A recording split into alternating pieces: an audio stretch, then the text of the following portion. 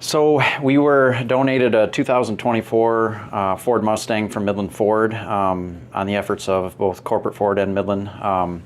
And so this car has about 10 miles on it now. So that'll give us new technology for the students, and then also the fact that it's a Mustang gets them very excited, and so now I can integrate this into curriculum. Okay, now I'm going to ask, what year do you think it is? 2025. New. It's a 2024 Mustang 5-liter, just standard GT, about a $70,000 window sticker on it. Ford had the opportunity where it came into some 2024 Ford Mustangs that we could donate to high school or college automotive programs. I reached out to Mikkel and I said, we have a Mustang that, would you be interested in donating it to the automotive program at H.H. Dow? And of course, Mikkel was like, absolutely. But yeah, so you guys know this car was actually supposed to, it was a retail order that somebody had ordered specifically, and it was headed on a rail car to Florida. And then when the floods and everything happened down at the rail yard, the water came up, and so Ford could no longer sell it to customers. So then that's how it ended up being able for us to donate it to you guys.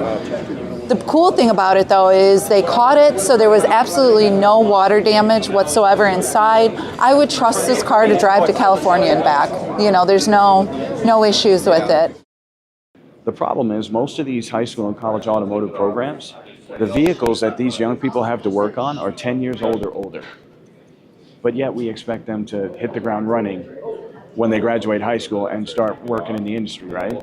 So the fact that we're able to donate a 2024 vehicle to an automotive program like this just means these students will be that much more prepared for their future and being able to hit the ground running. I've only been working on like 90s, 80s kind of, because most of my trucks are older. Hi, my name is Gavin Larry.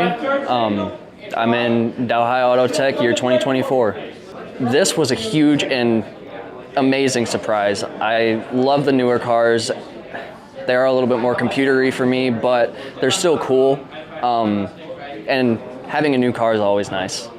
We're doing, in my basic class, my car care class, we have a tire inspection, and so they have to calculate tire sizes and do things like that, and tire pressure and those basic things. So we'll probably start with that, and then certainly next year we have a semester of electrical, so we'll learn more electrical and then diagnostics as well.